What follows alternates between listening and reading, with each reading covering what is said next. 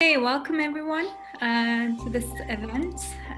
Before we start, we'll start in a couple of minutes. I have a small announcement to make about translation.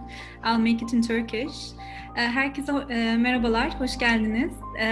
Küçük bir duyurum olacak çeviriyle ilgili. Türkçe-İngilizce çevirimiz mevcut. Bunun için ekranın sağ alt köşesindeki dünya işaretine basmanız ve orada Almanca seçeneğine tıklamanız gerekiyor. Türkçe çeviri olacak fakat Almanca seçeneğine tıklamanız gerekiyor. Çok teşekkürler.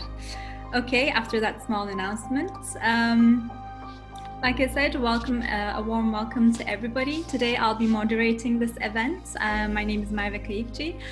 I'm the research director of the Human Rights NGO, Stockholm Center for Freedom. I'm also an anthropologist. I'm affiliated with the KU Leuven in Belgium. Today's event concerns digital violence against women, girls, the LGBT community, and hate crimes. It is organized in the framework of the United Nations 65th session of the Commission of the Status of Women.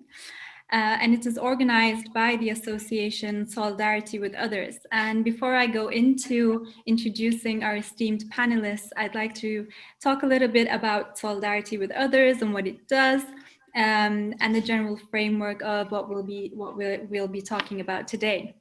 So Solidarity with Others is a non-governmental organization established in Brussels with the aim of defending and promoting human rights in Turkey and in other places.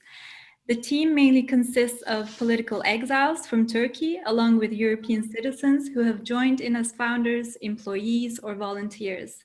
The name reflects their solid commitment to act in solidarity with anyone who has been subjected to injustice and violations in Turkey, regardless of race, religious beliefs, social affiliation, or political views. Solidarity with Others firmly believes that they are only as human as they are able to stand up for the rights and liberties of others and not just themselves. And in this context, today, like I said, we'll be discussing gender violence, digital gender violence, and hate speech. And before I introduce the panelists, I'd like to talk a bit about what we mean by hate speech and what we mean by online violence. So when people are devalued, attacked, or when hatred or violence is called for against them, this is referred to as hate speech. Additionally, hate speech is described as a generic term for the phenomenon of hostility against specific groups of people or sedition on the internet and social media platforms. A growing number of people are affected by hate speech, whether in the form of bullying or school or work, or through sexist, racist, trans, or homophobic insults online. And sexist hate speech is a form of violence against women and girls that perpetuates and exasperates gender equality. The Council of Europe statistics show that across Europe and North America, women suffer more than men when it comes to vitriolic abuse on social media. Sexist hate speech takes many forms, both online and offline, notably in the form of victim blaming and re-victimization, slut shaming, body shaming, revenge porn, brutal and sexualized threats of death, rape, and violence, offensive comments on appearance, sexuality, sexual orientation, or gender roles, but also false compliments or supposed jokes using humor to humiliate and ridicule the target.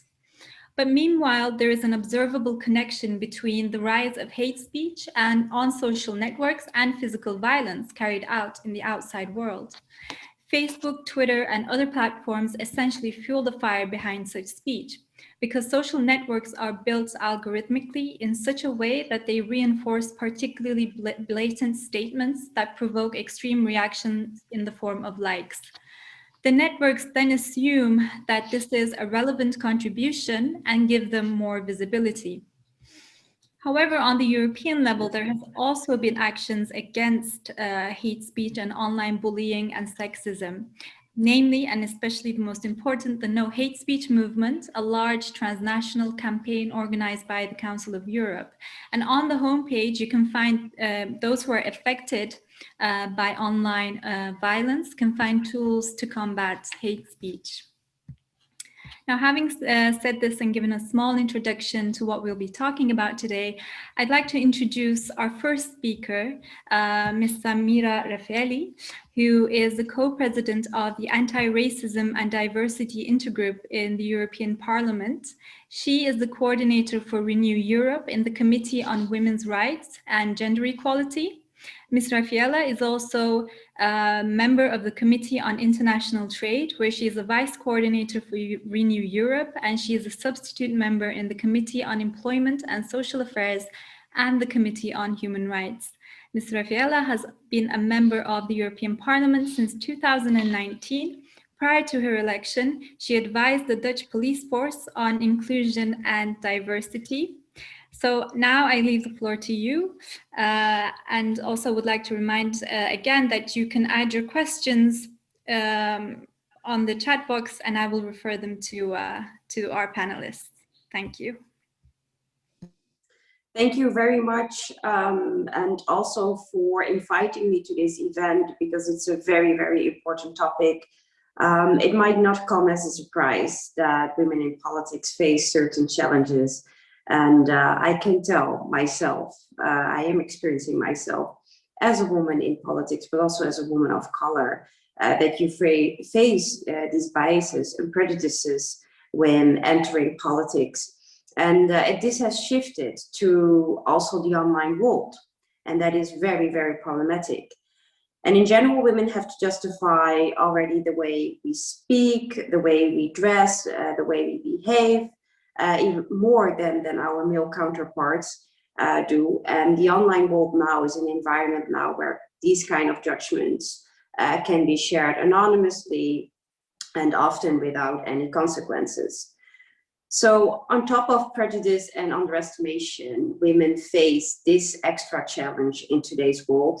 And the public debate has shifted from the public spheres to this online environment where people can spread their hate instantly, and like I already said, anonymously. And fake and anonymous accounts tend to dominate now the discussions, for example, on Twitter. And this problem has arisen in the last decade, and we have not been able yet to counter it with an adequate solution. And research by The Economist illustrates that nearly 40% of women surveyed have been harassed online. So this is significant. And the vast majority of 85% had witnessed harassment or some other form of online violence. And more than 50% of women consider the internet to be an unsafe place for women. And similarly, a Dutch newspaper recently found out that 10% of all tweets sent to female politicians contain some form of hate or aggression in the Netherlands. And for some politicians, hate speech accounted for 30% of the tweets they received. So women who dare to speak out publicly, express their opinion, and challenge the status quo are answered with a wave of hate, sexism, and racism. And this happens to me as well. And it's especially the case when I speak out against discrimination or institutional racism, then these sensitive and uncomfortable topics evoke the most hateful reactions. So basically, you speak out against it and you get it back. That's the whole thing. And this is especially problematic because it can really lead to self-censorship that would leave the most important issues undiscussed. And of course, we should look at how companies and governments can better protect citizens, but we must not forget that individuals are responsible for their own acts. So let's also call on the common sense of individuals that hate speech is not normal and unacceptable, because it starts with realizing that we should behave normal and respectful also online. And when it comes to the impact this new form of gender violence cannot be overstated. Personally speaking, I noticed the impact it has on myself. Recently, when I criticized my own country, the Netherlands, after thousands of parents were ethnically profiled and unjustly accused of fraud, it was answered with these racist and sexist comments. And just because these comments are virtual, that doesn't mean that they are less real. So the impact is still there. And it is the reason why, for example, I don't want my nameplate on the mailbox of my apartment here in the Netherlands, because, you know, I don't want to take the risk based on already the comments that you sometimes get. So one of the problems with online hate speech is that the offender does not see any physical reaction of the receiver. And consequently, the offender places a comment instantly without realizing the consequences. And, you know, luckily, me and more and others, we are in a position where we can speak out against online hate, which we often do both in the European Parliament and on social media. For example, last Sunday on the International Day for the Elimination of Racial Discrimination, me and other female colleagues spoke out against social media, against online hate on social media. And we recorded a video in which we openly read out the hateful comments. And that is a way to show also the impact and to raise awareness on the topic. So I believe that these sort of media campaigns can help because it brings online hate speech against women to the surface, and reminds us also that we should never normalize or ignore the hate that we receive. And we must be really careful that this worrying trend does not stop women and girls from entering the political arena, because women and girls are so badly needed in politics. And unequal representation in decision-making is, in my view, one of the largest issues of today. Equal representation is important because it provides for better solutions, but also because women belong there and they deserve to have a seat at the decision-making table. But you can imagine that this is not making it very, you know, attractive to go into politics, because these are the questions that I often get from especially young women. Look, I am interested in politics, but if I see what kind of comments you get, I'm like, well, maybe I just leave it there. And that's really bad.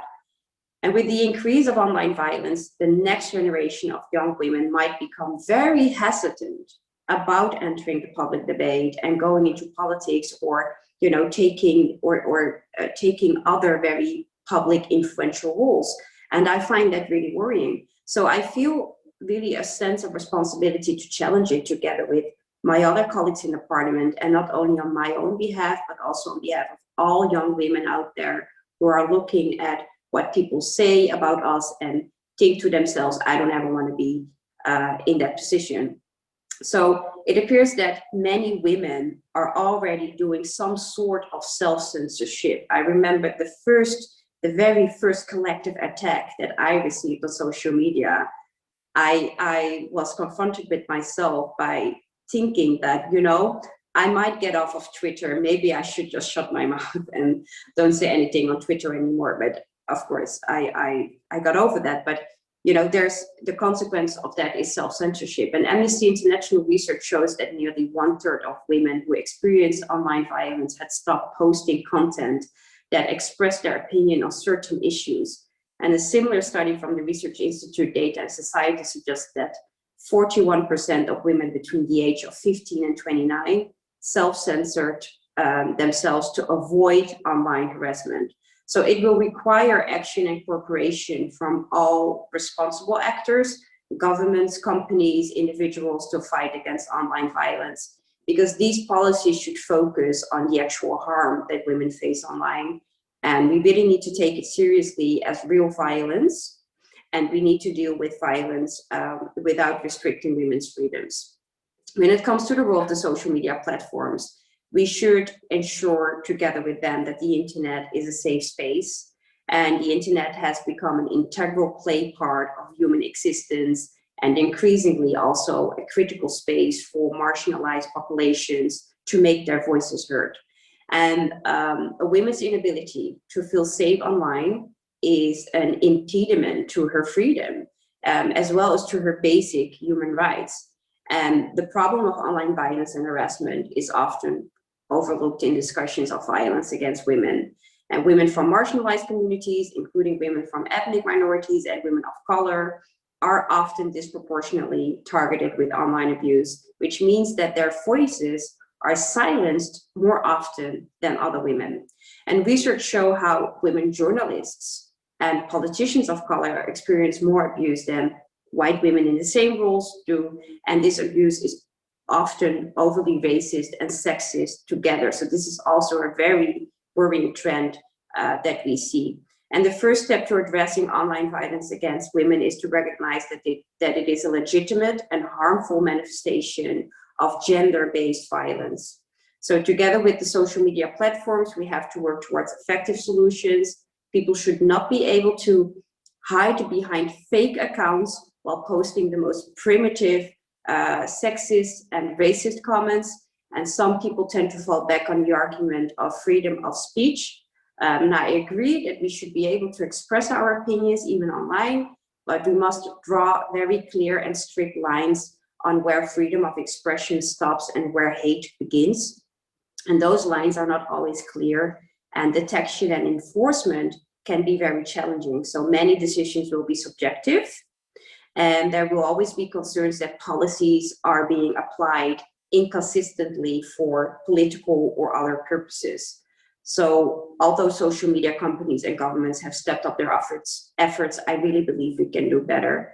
And I'm wrapping up. So for 4 years ago, the Commission launched the Code of Conduct on countering illegal hate speech online with a voluntary commitment by social media platforms to review, if necessary, remove illegal hate speech content. Facebook, Microsoft, Twitter, Google's, YouTube, Snapchat, TikTok, they're all now committed to the Code of Conduct. And the fifth evaluation of the code shows that considerable progress has been achieved on removing online hate speech. Platforms still need to improve on transparency and feedback to users. And the European Commission continues also now its cooperation with these companies to extend the efforts. But the next step will come with the Digital Services Act, which would increase and harmonize the responsibilities of online platforms and reinforce the oversight of platforms' content policies in the EU. And this act sets, obligates, and action systems as well as reporting and transparency obligations, requiring platforms to provide information on how they deal with illegal content, including hate speech. So this would not only promote content moderation policies that safeguard freedom of expression online, but also offer a basis for gathering data on the extent and types of speech online. The final issue I would like to touch upon is the threat of technology and institutional bias. Our society is increasingly relying on algorithms to automate crucial decisions about our lives. And this has the potential to not only reproduce, but also amplify structural inequalities in our societies. So we need full transparency on how algorithms work, both within large tech companies and within governments as well. Because by doing this, we can fight institutionalized gender inequalities and effectively eliminate all forms of gender-based violence. Thank you.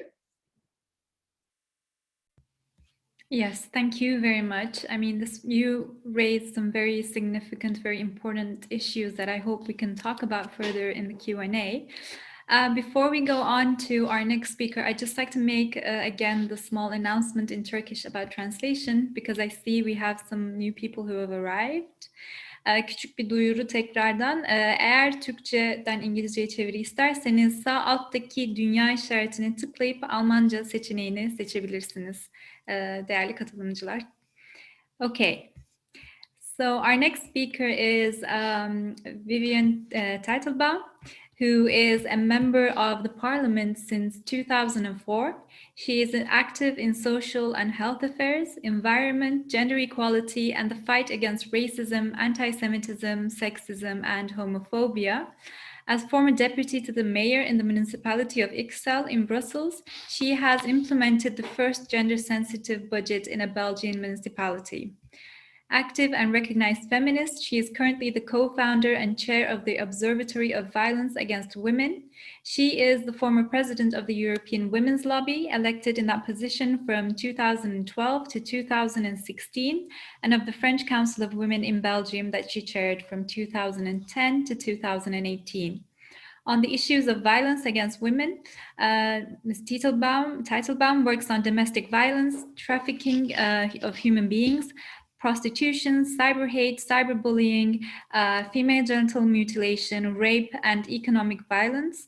On the international level, she worked in solidarity with women facing religious and cultural radicalism and on abortion rights, and she participated in numerous symposium and panels concerning these issues. And with that, I would like to pass the microphone to you. Thank you, Merve. Thank you to everyone. Hello, and it's really nice to be here on this important subject. Maybe I wanted to start by saying that violence against women and girls exists in all cultures, in all religions, through all geographic areas and social environments, although poverty, we know, increases the risks. It's a sexist expression in a male-dominated relation based solely on power. It puts women in danger of death. It violates women's rights. It's a barrier to equality. It reinforces the persistent inequalities. Now, violence against women and girls comes in multiple forms: feminicide, domestic violence, partner abuse, rape, sexual violence, harassment, trafficking, sexual exploitation, prostitution, stalking, and the latest forms through the internet and social media, such as cyber violence, cyber hate, harassment, stalking. So COVID and the confinement have exacerbated those violences, but that was the case because there was no efficient and structural answer to this problem before the COVID. And so emergency actions, unfortunately, cannot be the only solution. Therefore, it's of essence for a democratic society to fight the trivialization and the invisibility of violence against women. We need to act through prevention mechanisms, through detection, protection, adequate funding, accurate data collection, coordinated policies, which relates a lot to the 4 Ps of the Istanbul Convention, which we hope will be ratified by most states, and we hope that Turkey can come back to the Istanbul Convention. Now, regarding more specifically cyber violence and cyber hate, Internet and the electronic communication tools can be used either positively or negatively. We should not forget that. Positively, because it offers a lot of opportunities, information, knowledge, exchange of information, and therefore it has become a valuable door to the world. Young people and more older people are connected online, communicate, explore, develop, or express their identity. And electronic communications are today an integral part of our life. At the same time, and you have mentioned it, it not only disseminates hatred, racism, sexism, anti-Semitism, xenophobia, but it gives a platform to extremists, an area where individuals and organized groups target individual persons, bully them, stalk them, threaten, or express violent ideas. So online violence, cyber hate, cyber gendered violence is spreaded, but those who spread it, unfortunately, can too often rely on impunity because they are difficult to identify or because legislation is not adapted to this form of violence. So in Europe, with the rise of populism and the rise of different forms of extremism, hate crimes and hate speeches have increased over the last decade. Social media have become a free and easy to use and privileged tool for propaganda, victimization, especially among the young people. Online hate speech and incitement have a potentially greater impact when spread in the social media. And when we talk about electronic communication technologies, it includes internet, but also websites, social networking sites, dating sites, blogs, online games, instant messages, emails, as well as other computer and cell phone based information technologies such as text messages, mobile phones, and so on. So in Belgium, the Center for Equal Opportunities and Opposition to Racism defines cyber hate as the propagation of hate speech on the internet, and it refers to hatred in the form of bullying, insults, discrimination against individuals or groups of people on the ground of their skin color, supposed race, ethnic origin, sex, sexual orientation, or political or religious beliefs. And it also refers to anti-Semitism and historical revisionism. So this brings us really to the gender cyber violence. And you have mentioned some, Merve, it's cyber stalking, non-consensual pornography, such as revenge porn, gender-based slurs and harassment, slut-shaming, inappropriate or offensive advances on social networking, unsolicited pornography, sextortion, rape, death threats, doxing, and electronically enabled trafficking. So cyber harassment can take many forms. It can also include unwanted sexually explicit emails, text or online messages, inappropriate or offensive advances on social networking websites, chat rooms, threats, physical or sexual violence by email, texts. It really has a lot of different forms and targets individuals based on their identity, gender identity, and others such as sexual orientation or disability. So women, and Rafaela said it are targeted much more than men. 73% of women have been confronted to online violences, and women from age 18 to 24 are even more often victims of criminal or sexual harassment. So in the EU, 9 million women have endured a form of violence on the internet during the last 15 years, and it really mirrors the society and the violence, the physical violence actually. And in this matter, you have different tactics on the internet and social media. You have what we call the flamethrowers, you have harassment or lynching, you have denigration, you have imitation or masquerade, outing or trickery, exclusion, cyber stalking, revenge porn, cyber control amongst partners. And regarding revenge porn, for instance, that has developed a lot during the last years, 90% of the targets are women. And in 60% of the cases, the name of the women is being divulged publicly. 60% are harassed online and 30 to 40 in real life. So there is a link there. 50% of the victims have suicidal thoughts, and the impact is considered to be similar to a sexual aggression, physical sexual aggression. So in perspective to the group effect, cyber violence and bullying have different actors. You have the perpetrator and its targets, and then you have the trolls, you have the assistants, you have the reinforcement agent and the witness or the spectator. Regarding the mechanism, the different mechanisms, you can pinpoint anonymity, persuasion and stereotypes, geographical distance. Regarding harassment, it's a bit different. It's not always anonymous, but it can be the pursuit of a harassment that happened, for instance, at work or at school or in parliament or in the media or in any group, actually. There are then little defense reactions. Mostly it's public and not through private messages, and the target is considered to be guilty, and the target, actually the victim, feels partially responsible of what she is enduring. So she has little faith in the possibility of controlling the situation. She even challenges herself to improve her behavior, and sometimes she will even identify to the social identity imposed by the group of perpetrators.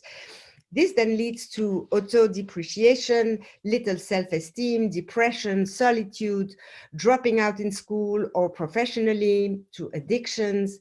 So it's really something that is that can destroy a person. 60% of the women journalists, I think Rafaela referred to that, have been victims of sexism online and cyber harassment. Half of the attacks have been signaled, but in only 13% of the cases, the perpetrator has been identified and pursuits have been engaged. It's very difficult to have really the legal system behind you. I've had numerous death threats, and I go to the police each time, file a complaint, and finally I had one. In one case, I won, and the perpetrator was condemned, but it's very rare and it's very difficult. Regarding the link between cyber harassment and violence against women and girls, it's important to note that 1 out of 3 women have been threatened by a partner or ex-partner with the circulation of intimate contents. Another link exists between cyber violence and social and economic levels, with surveillance of activities, movements, relations, recording and use of passwords, access codes related to bank use, employment, subscriptions, receipt of family allowances. So the consequences of this are loss of financial autonomy, administrative difficulties, also self-limitation of digital activities, isolation, loss of external support. So it's really something that needs a very special attention in order to save those victims.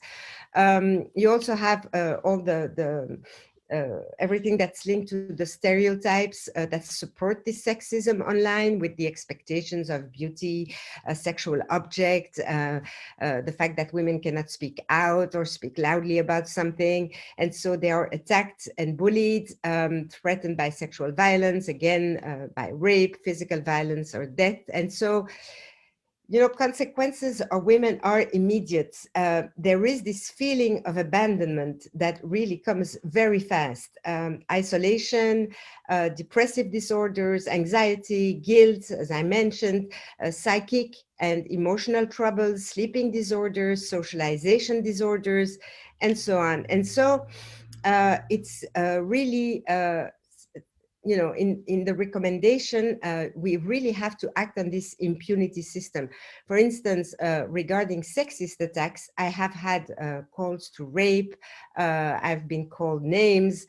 Like Rafaela, I mean, it's been really very difficult for me. I've had anti-Semitic insults.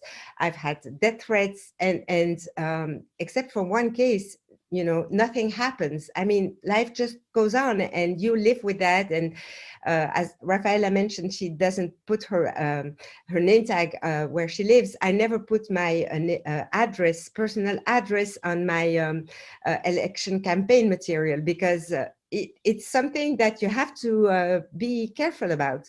And so that's really something that's really very bad. So this impunity, as Rafaela mentioned, it can also lead to self-censorship. I've never felt that way, but many women indeed do. And for instance, on Twitter, there has been a hashtag that was created, I don't know if you recall, in 2016, where women that experienced the cyberbullying had a hashtag Twitter against women, because the content, when it was flagged, was never taken away from Twitter. And it's really something that's very difficult. So how can we fight this? According to IGA, the European Institute on Gender Equality, there is a lack of research and data at EU level, and we cannot adequately quantify the prevalence or the impact of cyber violence against women and girls in the EU. So, and we know that the phenomenon disproportionately affects women and girls with severe impacts on the victims. So it's really something that should be given a priority, which is the development of measurement and quantification tools to these types of acts. I also think we should reinforce the means and tools regarding prevention. It is really important to raise awareness and in the fight against cyber hate, with a particular attention to girls in general, but to young people and young LGBTQIA+, that it's very fragile publics that should get very particular attention. We should publicize and strengthen the means of combating cyber control within between partners, including through specific campaigns, systematically, and that's very important, include violence in digital environments, in campaigns, tools, and training related to the fight against violence against women. It's very important. Strengthen communicational tools that make it possible to understand the operating mechanisms of cyber harassment, and tools that inform of the laws and the rights on this subject, to reverse the feeling of guilt, and so that also the victims do not feel responsible for the situation they experience. I will conclude maybe with one or two other, set up a support structure which would be specialized in cyber stalking and assistance to victims and people targeted. Set up spaces to work on strengthening self-confidence and the development of tools such as role games, scenarios, to be able to respond to this harassment. Develop emotional, verbal, physical tools to diffuse critical situations and protect the victims. Training.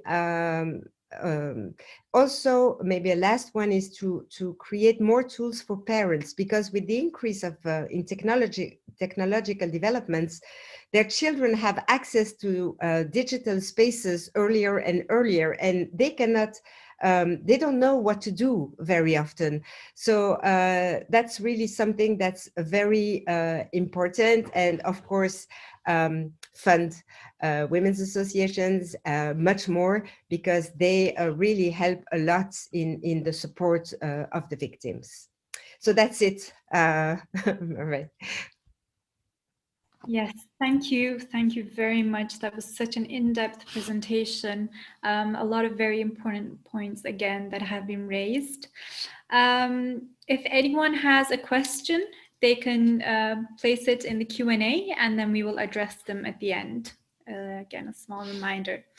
So our third speaker is Sevinc Özarslan, who's from Turkey. And she's a journalist. She studied journalism at the Istanbul University. Her career as a journalist started in 1999, and she worked for several Turkish newspapers like Sabah, Zaman, Yeni Hayat, and except for Sabah, all of them were actually shut down. And Zaman, for example, was shut down over its opposition to the ruling Justice and Development Party, the AKP. So after 15 years of journalism in Turkey, Özarslan had to flee to Germany following a military coup attempt in July 2016 to avoid political persecution. And for the last 4 years, she's been living in Frankfurt and pursuing her career as a journalist, reporting news for Bold Medya news website, a Turkish news website, and also its YouTube channel. Her work is particularly focused on human rights, culture, and highlights the situation, especially of political prisoners, their children, and women who are imprisoned right now in Turkey, also sick and pregnant inmates, and those who have lost their lives behind bars due to rights violations. So now I welcome Sevinc Özarslan. Çok teşekkürler Merve Hanım. Çok sağ olun. Herkese iyi akşamlar. Ben sadece küçük bir düzeltme yapmak istiyorum başlamadan önce. Yani bilmiyorum, belki çeviridendir. Ben Almanya'da yaşıyorum. Frankfurt'ta yaşayan bir gazeteciyim. 4 sene önce gelmek zorunda kaldım. Ülkemi terk etmek zorunda kaldım. Aslında hani çok sevdiğim bir ülke, her zaman da seviyorum ama terk etmek zorunda kaldım. Sebebi de tabii ki gazeteci olmam. Şu anda Türkiye'de pek çok gazeteci arkadaşım da maalesef tutuklu. Ben bugün sizlere bu son 4 yılda özellikle siyasi nedenlerle nefret söylemine uğrayan, maruz kalan, psikolojik ve dijital, tabii ki bunun bir sonucu olarak dijital şiddete uğrayan kadınlardan bahsedeceğim. Biliyorsunuz, yani benim bildiğim kadarıyla Twitter ve Facebook sosyal medya mecralarının Türkiye en çok kullanıcısı olan ülkelerden biri. Yani dolayısıyla çok fazla kadın kullanıcısı da çok fazla. Bunun sonucu olarak da tabii dijital şiddete en çok maruz kalan, en çok olayların yaşandığı ülkelerden biri. Bilindiği gibi, yine sizin de bildiğiniz gibi, Türkiye'de şu anda maalesef, bunu her zaman çok üzülerek söylüyorum, medya iktidarın tamamen kontrolünde. İnsan hakları ihlalleri çok fazla yaşandığı için sesimizi sadece biz sosyal medyadan duyurabiliyoruz. Yani Twitter, özellikle başta Twitter olmak üzere sosyal medyadan duyurabiliyoruz. Facebook'tan, Twitter'dan, ama tabii en çok Twitter'dan. Bunun sonucu olarak da hepimiz, yani bütün o kadınlar, hepimiz çok ciddi şiddete maruz kalıyoruz. İşte ben de onlardan biriyim. İnsan hakları ihlalleriyle ilgili, özellikle cezaevindeki hak ihlalleriyle ilgili haberler yaptığım için bu şiddete maruz kaldım ve son 3 aydaki yaşanan Türkiye'nin gündemini de çok meşgul eden çıplak arama haberlerinden dolayı son 3 ayda hakkında 3 tane yakalama kararı çıkartıldı. Yani bir suç işlediğim için değil, bunları değil, tamamen gazetecilik yaptığım için ve bu gazetecilik faaliyetlerimi sosyal medyada paylaştığım için iktidar tarafından böyle bir hakkında yakalama kararları çıkartıldı. Bilindiği gibi şu anda Türkiye'de 17.000 kadın siyasi tutuklu olarak cezaevlerinde bulunuyor ve daha binlerce kadın da yani siyasi nedenlerle nefret söylemine uğruyor. Tabii ki bunların hapiste olmalarının ya da işte toplumda nefret objesi olarak görülmelerinin tek sebebi İktidar Partisi'yle aynı fikri paylaşmamaları. Oysa bugüne kadar bu kadınların pek çoğuyla ben görüşüyorum. Hepsiyle birebir kayıtlı, onların kendi izinleriyle yaptığım röportajlar var. Bu kadınların çoğu bugüne kadar, bir tanesi emniyetin önünden, karakol gibi emniyet güçlerinin önünden geçmiş kadınlar, herhangi bir suça bulaşmış kadınlar değil. Çoğu zaten eğitimli kadınlar. Aralarında hakim var, doktor var, pek çok öğretmen var, ev hanımı var, diş hekimi var. Yani çeşitli suçlar, çeşitli mesleklerden kadınlar bunlar. Sizlerin de bildiği gibi geçen hafta Türkiye'de HDP'li milletvekili Ömer Faruk Gergerlioğlu'nun milletvekilliği düşürüldü. Yani bu benim yaptığım çalışmalarla çok ilgili olduğu için birazcık bundan bahsetmek istiyorum. 90.000 kişinin oyuyla seçilmiş olmasına rağmen ve hakkında onaylanmış bir hapis cezası var Ömer Faruk Gergerlioğlu'nun. 8 gün sonra cezaevine konulması bekleniyor.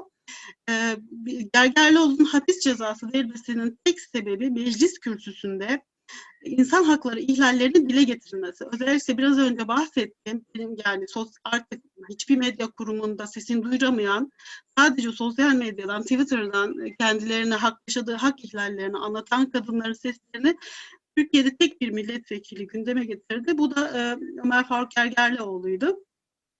Özellikle cezaevi girişlerinde ve gözaltı merkezlerinde çırılçıplak soyularak rencide edilen, aşağılanan kadınları gündeme taşıdı. Ben de tabii bu kadınlarla çok sık bir şekilde görüşerek haber yaptım, haberleştirdim.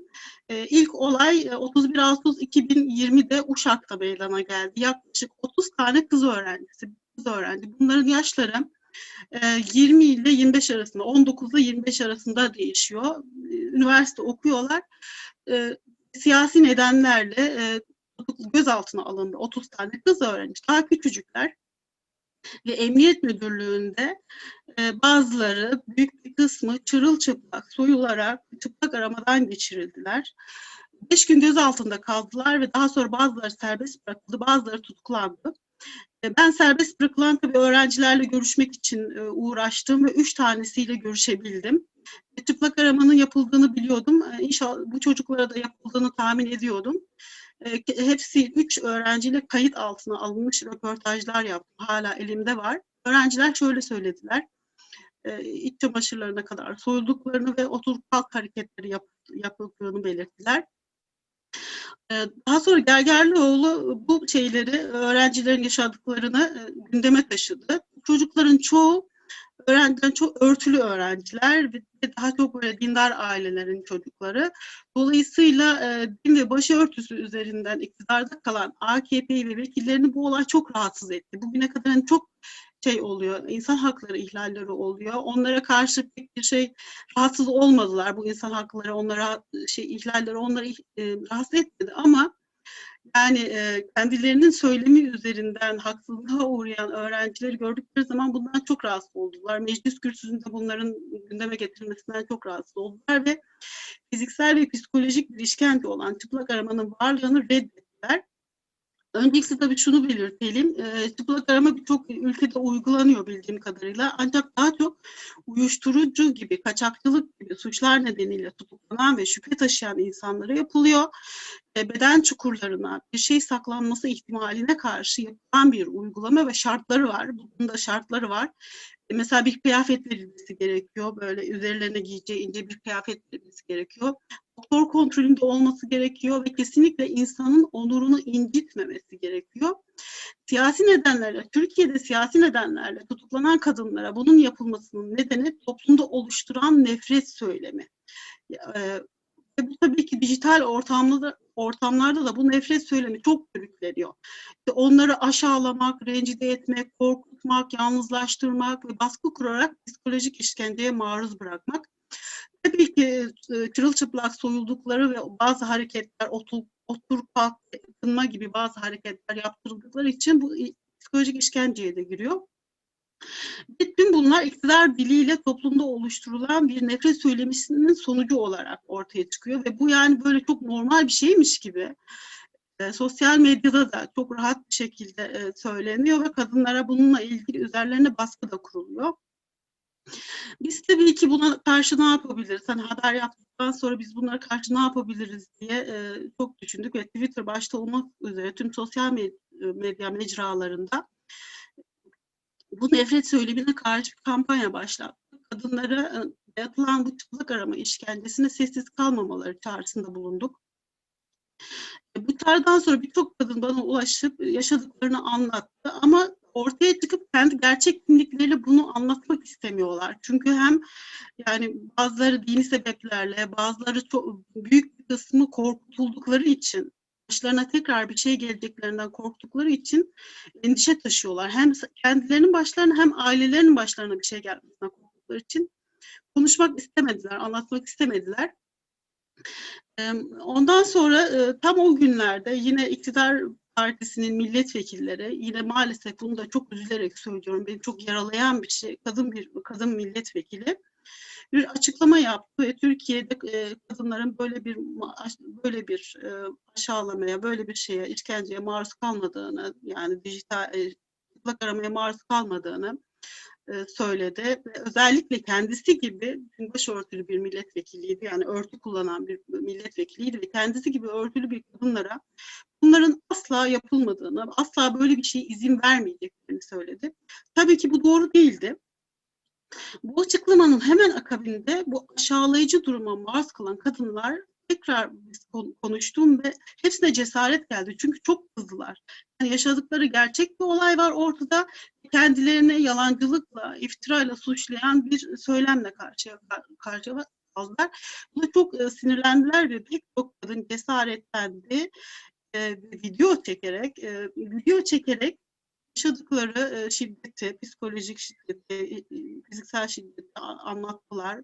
Bunların videoları yani kendi izinleriyle, kendi hesaplarından yayınlandı. Tabii anlattıkları çok korkunçtu. Mesela yaşadığı hak ihlalleri nedeniyle cezaevinde meme kanserine yakalanan genç bir öğretmen vardı. Adı Betül Aygün. Kendisi gerçek ismiyle çıkıp konuştuğu için ve bunun videolarını biz YouTube kanalımızda yayınladığımız için burada size de açıkça söylememde bir sakınca yok. Ameliyatta olduğu halde defalarca çıplak aramaya maruz kaldı. Yani bakın bu kadın cezaevinde yani sağlık hizmetlerine ulaşamadığı için kansere yakalandı. Kanseri çok hızlı ilerledi.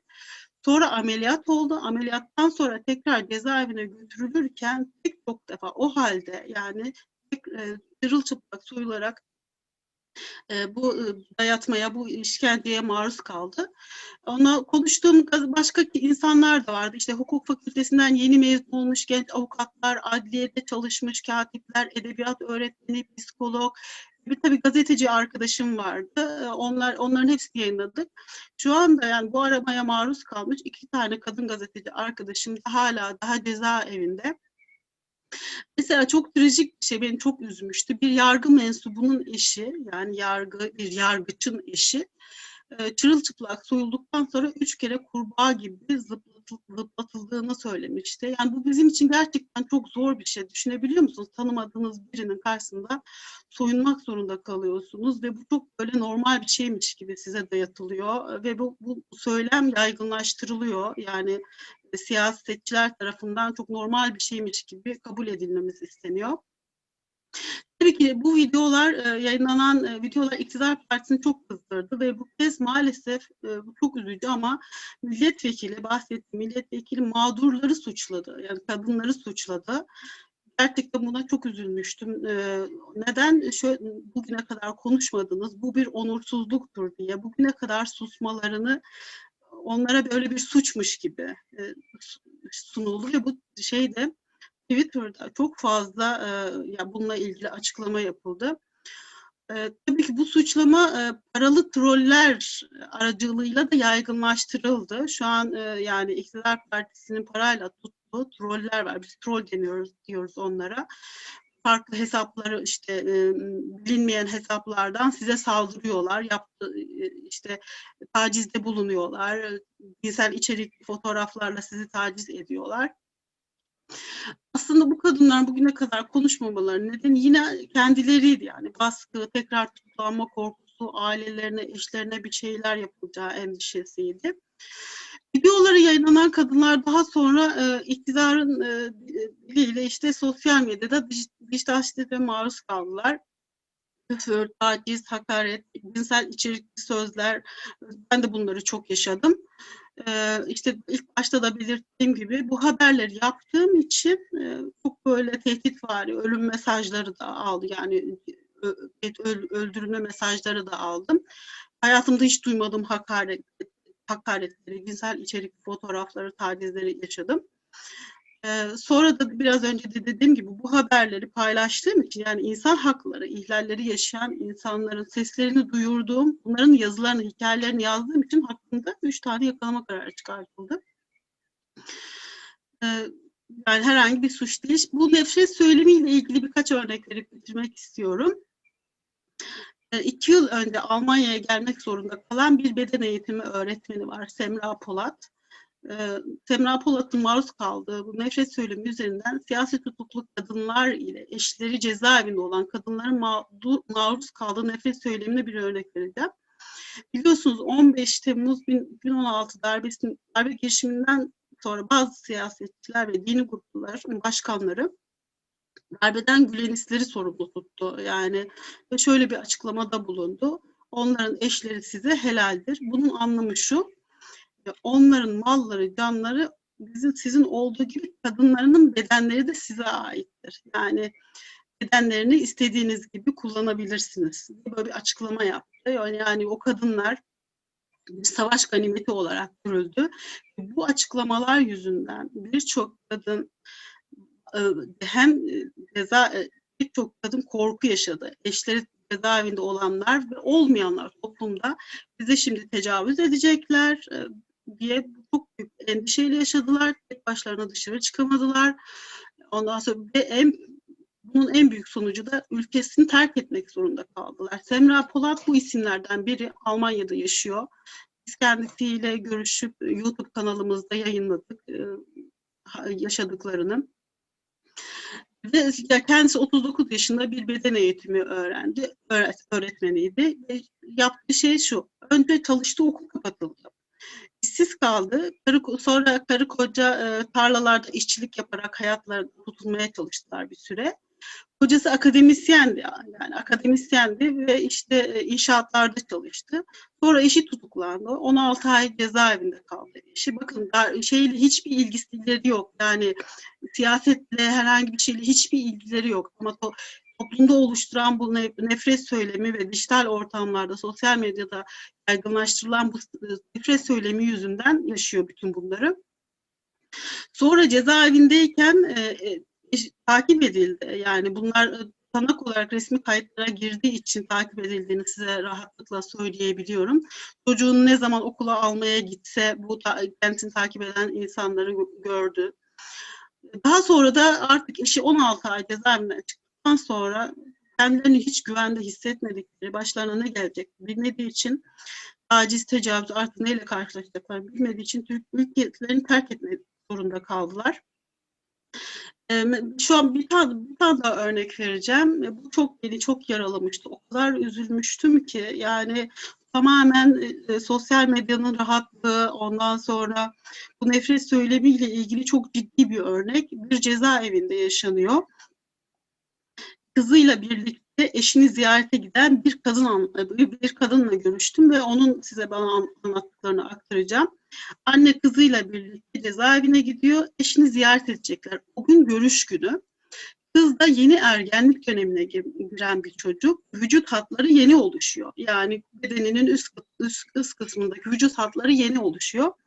Cezaevi girişinde aramada kontroller yapıldığı için orada gardiyanlar var, görevli memurlar var. Annenin gözü önünde görevli memur, gardiyan kız çocuğunu taciz ediyor.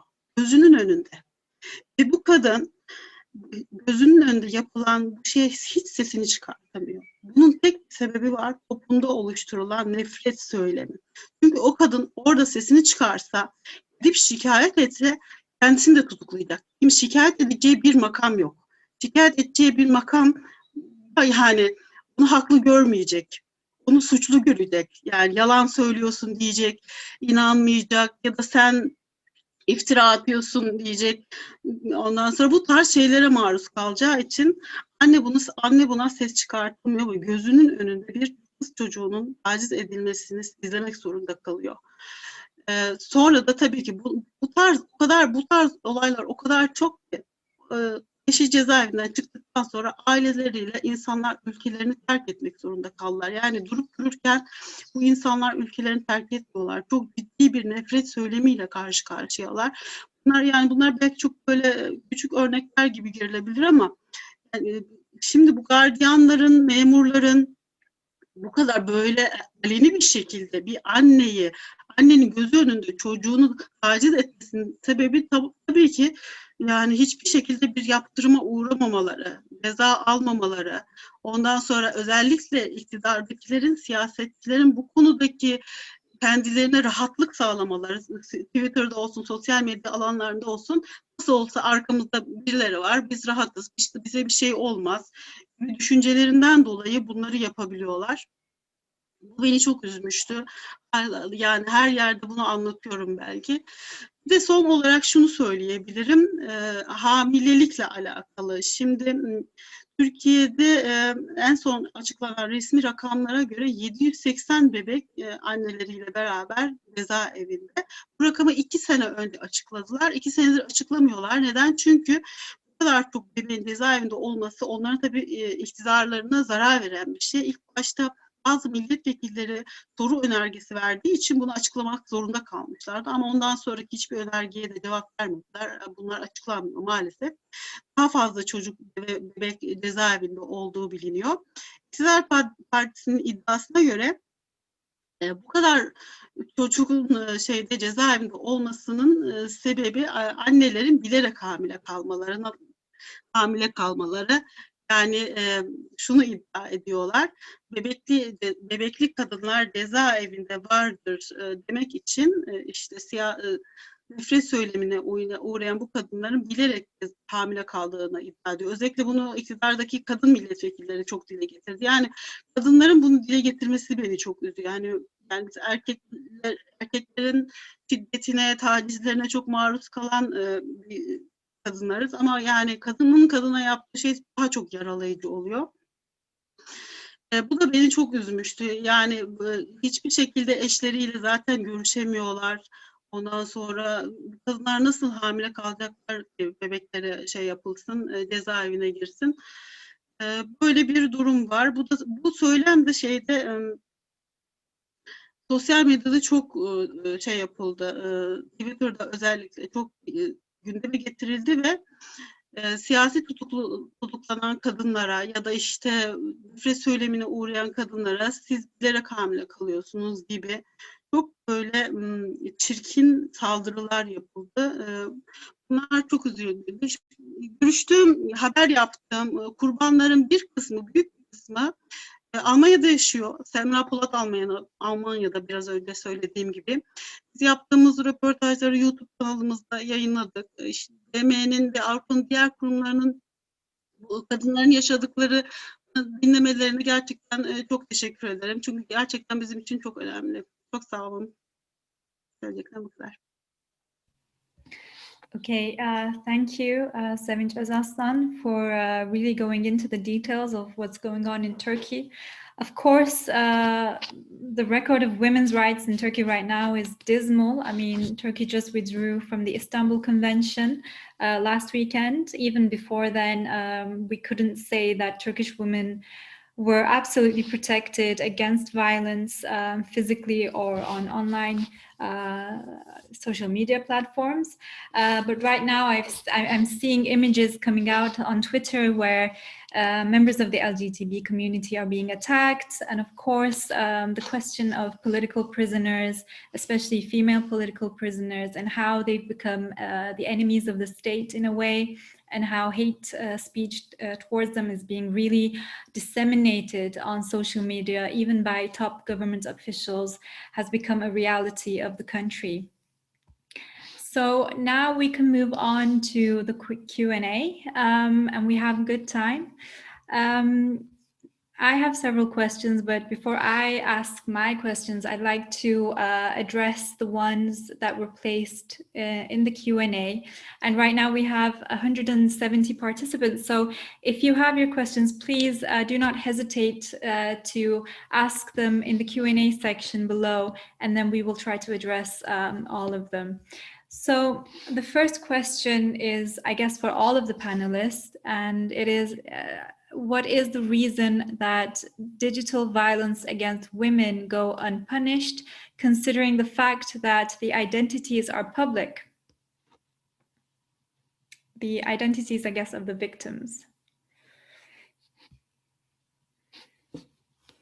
Is there anyone who'd like to intervene?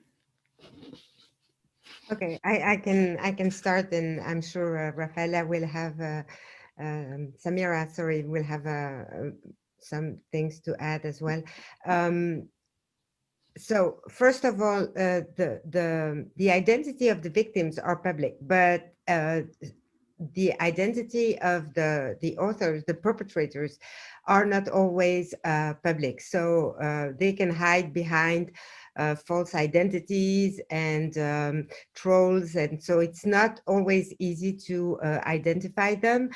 In Belgium, we have the computer crime unit, which can then follow up and try to find the identity behind the false name, but it takes a lot of time and work, and they do not do it as often as we would hope they would.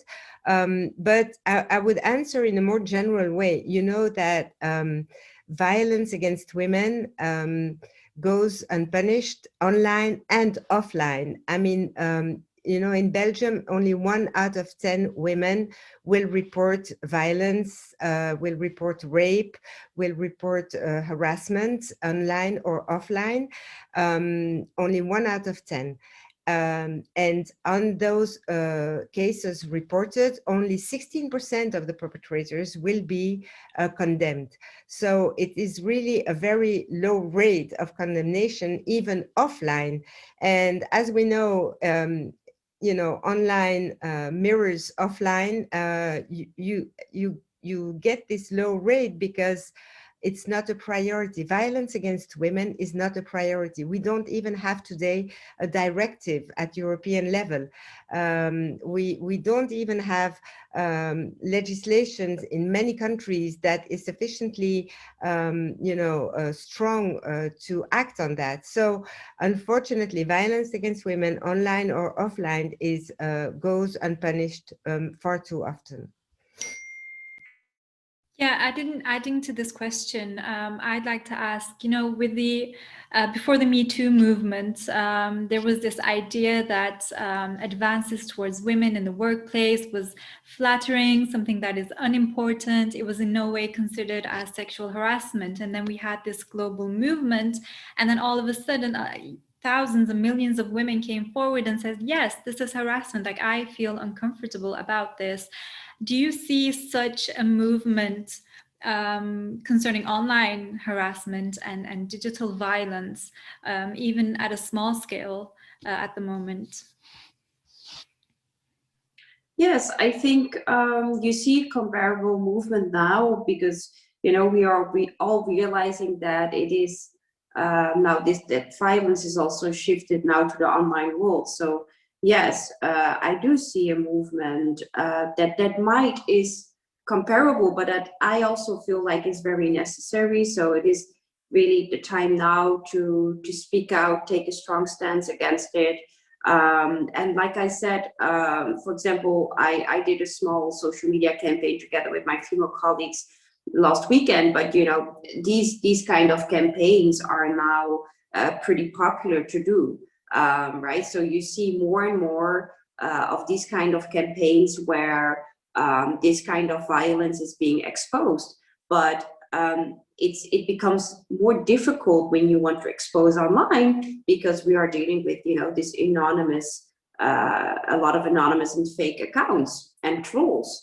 So that's difficult on the exposing side, and that also makes it difficult, right, to make sure that this behavior is connected to consequences. So therefore, we really need to work on legislation that offers also instruments that invests in capacity within, for example, police authorities, where they can really verify and find the people who are behind the account, so that they are faced with the same sentences as in the real world, in the offline world. Yeah, thank you very much for that.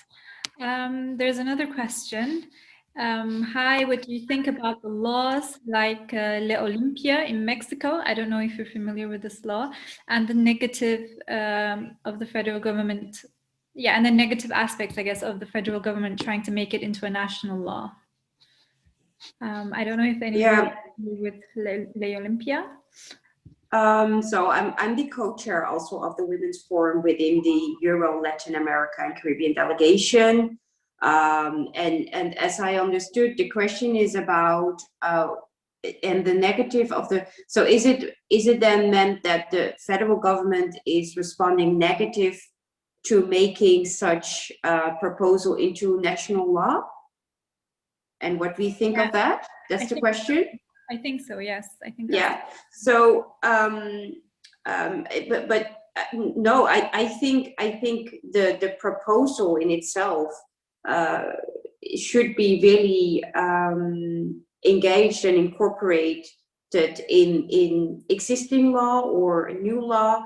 As far as I know, it's a law. It's a proposal that says very useful things about the recognition of digital violence, right, and the consequences of that, and protecting sexual privacy and so on. So this is exactly the world that we live in now, that we need authorities, governments, social media platforms to understand that this is also the real world now.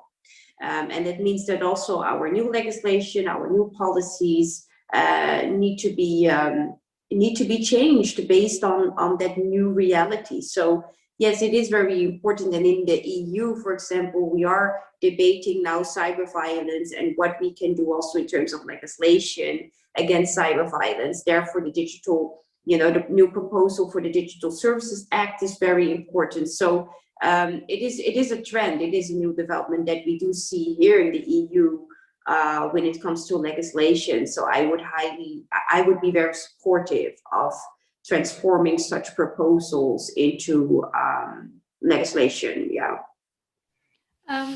Adding on to that, do you also think there's like a fine line there? Because a few months ago, for example, Turkey adopted a social media law where social media companies are obligated to open an office in Turkey. And the idea was to protect social media users from hate speech and online harassment by having a closer grip on those companies, basically.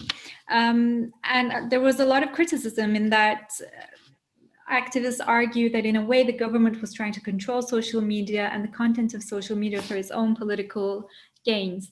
So I guess, I mean, on the one hand, you have stricter government measurements that can border on censorship, even be censorship itself or a reason for them to prosecute you.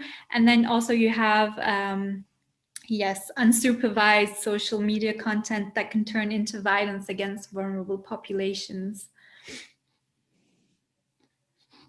That was more of a remark than a question, I guess. Okay, yeah. Yeah, no. Agree, but yeah. So there was another question that was asked. Can you please use this format to inform us what parents can actually do to help their children, their child exposed to GBV, violence, digital violence online? Vivian answered this, but I guess it'd be nice for all of our viewers to have an idea. Okay, it's important to develop tools, platforms that, as I said, that can not only raise awareness, but also where citizens can find the information on how to react and give answers when this happens. With young children, in Belgium, for instance, we have a tool called Cyber Help, which is used also by schools. But I would say that what's very important is to give parents, violence against children in schools, boys and girls, more girls than boys, but it's 1 out of 10. And when it comes to online violence, it's 4 times more. So, and we've seen horrible stories in many countries, and lately even in France, a woman who I think killed herself following cyber violence. So it's something that has to be taken seriously. Now, parents should be informed on how to, for instance, document and collect data when there is evidence of who the other young person is that is bullying the young girl or the young boy. Collect evidence and then circulate it to the director of the school or the administration of the school so that they can take measures and suspend or even fire the perpetrator of this cyberbullying. Encourage parents also to go to the police when schools don't take sufficient measures or when it's not possible to document evidence. Inform parents on how they can delete the damaging content so that it doesn't, take bigger and bigger proportions. So there are some things that I'm not an expert in, as I said in my written answer on children's rights, but there are tools that can be used, and maybe also one of them would be to have training within the police forces on cyber crimes so that they can be related to gender cyber violence, so that they can be more sensitive to those issues and also accompany better the parents when they come to declare those incidents and file a complaint, because very often, same thing when women come to report of gender-based violence, physical, but where the assistance and the way they listen to the victims is not done in a proper way. The same with parents when they come for reporting this cyber harassment of their children. Police forces should be trained to give a proper answer. So that's also something that needs to be done, I think, in most countries, actually. Yes, thank you very much. And adding to that question, a follow-up, they're asking you then, what is the proof for parents? Like, how can a parent find proof of such harassment? Well, when you have, because with young children, it's often not anonymous. Depends on the age and depends on how they are, well informed on technologies. But for instance, when it's, I would say, basic cyberbullying between children, then you have the identity of the other child, and you can make snapshots of the screenshots and things like that, and bring it as evidence to the administration of the school. When it's not possible because it's anonymous or because it's difficult to do, then they should go to the police, because then the school is very often has no power to act. But when they can do it, and often there is evidence in the phone of the children, then they should do it. It's important. It's important to really document what's happening. Yes, yes, indeed. Thank you very much. Our next question goes back to the Istanbul Convention, and our audience is asking, what kind of impact do you think the Turkish withdrawal from the convention will have in the country itself and also for other countries? And some countries are also considering leaving the convention, I think like Poland, for example.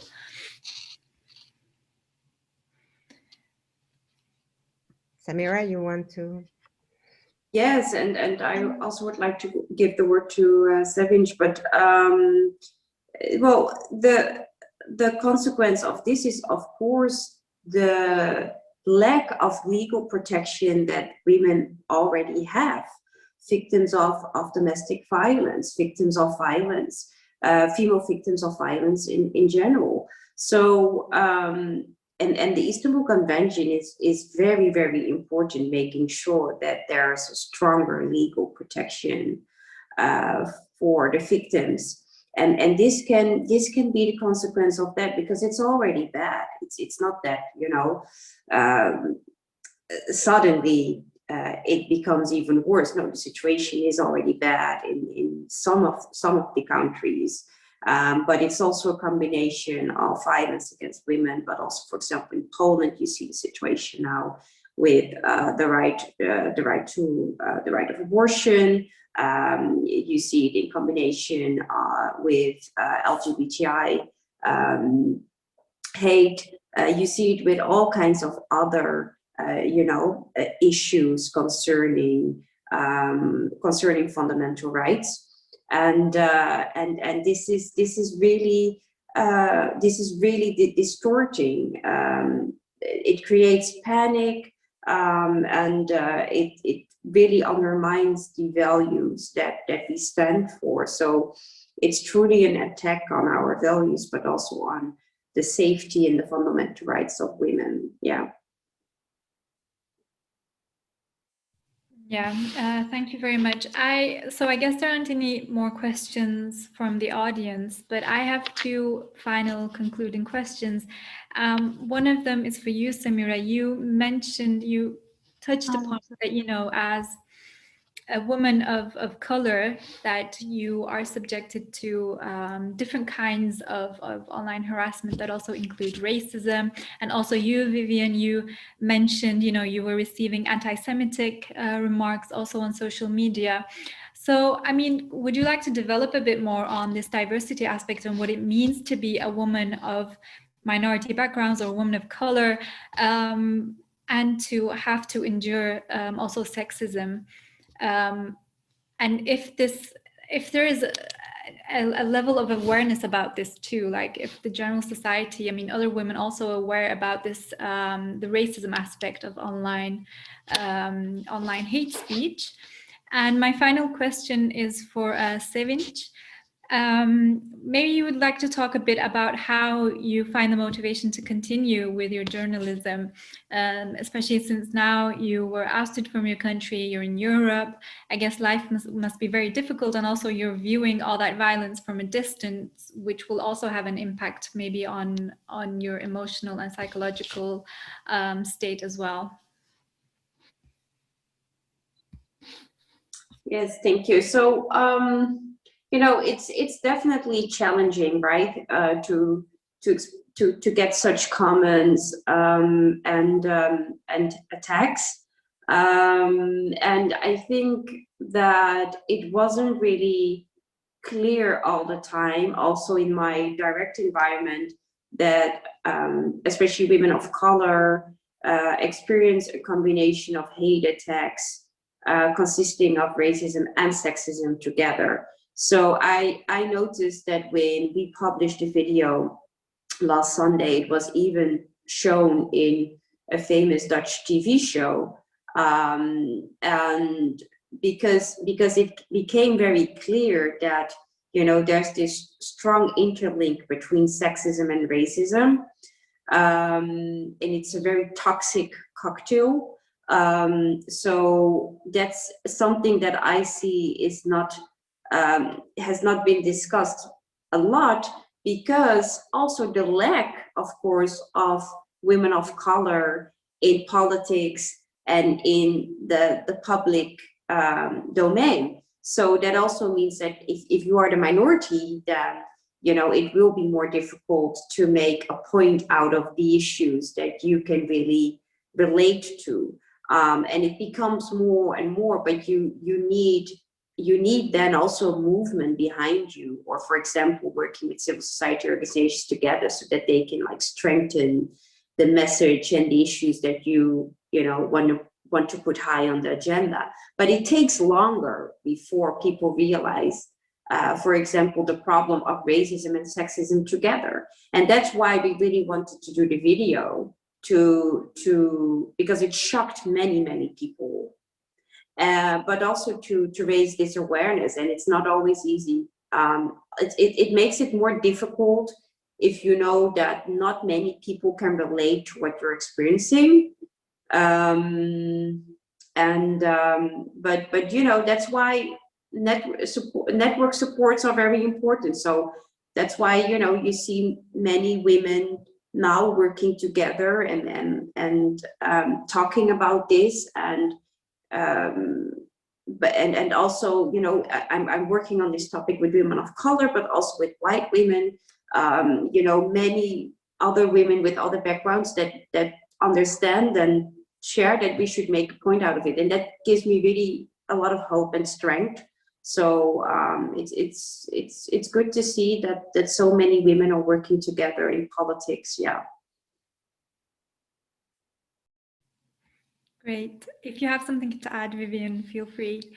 Yeah, I'll just say I agree with what Samira is saying. It's very important, and women working together in parliaments and women coming to support each other when they are being bullied on the internet is very important.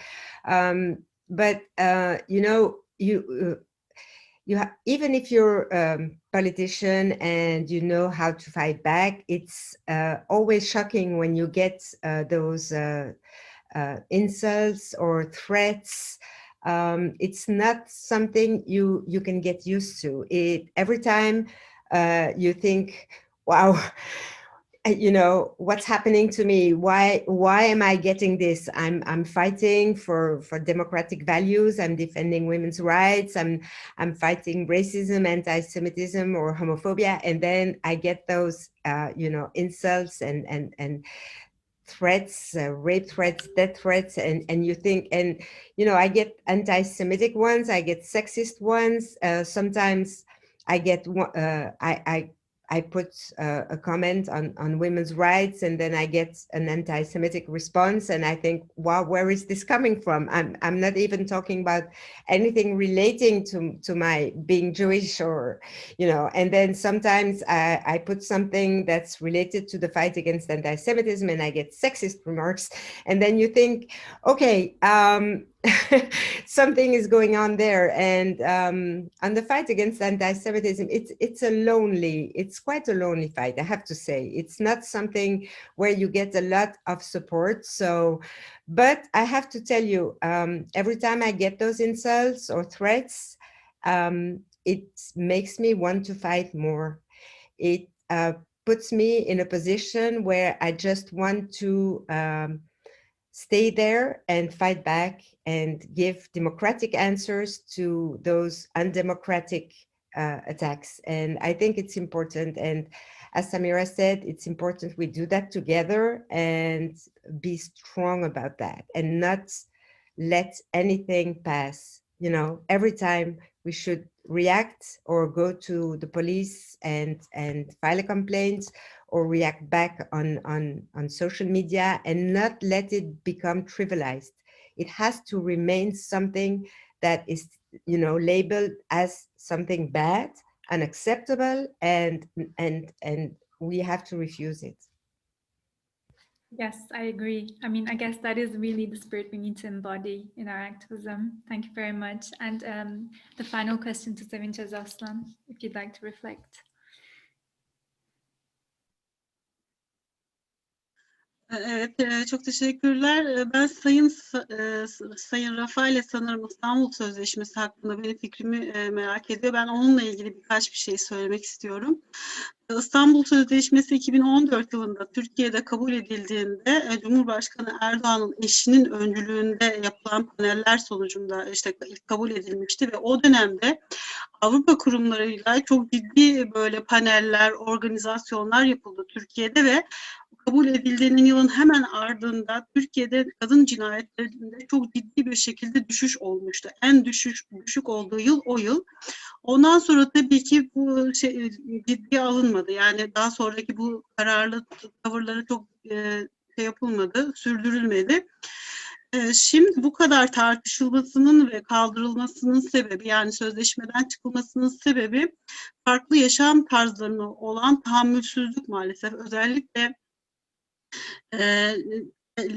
LGBT'li bireylere ve işte nikah kıymadan yani birlikte yaşamak isteyenler yaşam tarzlarının yaygınlaşmasından endişe duyulduğu için, toplumun ahlakının bozulacağını düşündükleri için bu sözleşmeden çıkma kararı aldılar. Tabii ki ben bu fikre katılmıyorum.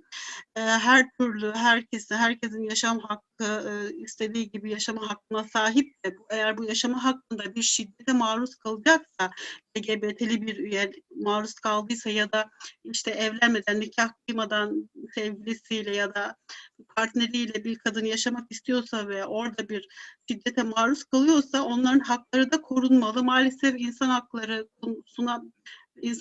çerçevesinde biz henüz buna bakamıyoruz. Bu da benim çok üzüldüğüm bir şey. Şimdi tabii ki bu sözleşmeye geri dönülmeyecek. Bu sözleşmeye karşı olarak Ankara Sözleşmesi hazırlanıyor. Biliyorsunuz Ankara Türkiye'nin başkenti ve başkent iktidarın alanlarından biri. İstanbul Sözleşmesi ile ilgili bunu söyleyebilirim.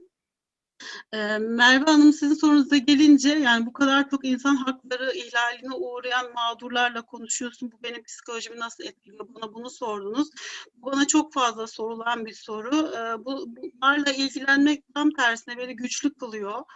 Hiçbir zaman moralimi veya da psikolojimi bozmuyor. Daha güçlenerek mücadele ediyorum. Bazen tabii çok üzüldüğüm zamanlar oluyor ama bu birkaç gün sürüyor. Sonra kendimi toparlıyorum. Çok teşekkür ederim. Yes, thank you for your honest and in-depth replies. And with this, we have reached the end of our webinar. I'd like to just thank a few people. I'd like to thank the Association Solidarity for Others for bringing us together here, and also the United Nations Commission for the Status of Women. But also I'd like for everyone to just online applaud our panelists who were very generous with their knowledge, who were here today, and you were very informative. I hope we come together in other platforms, maybe activist platforms, maybe panels like this, but it was really interesting for me and I'm sure for our audience as well. Thank you very much.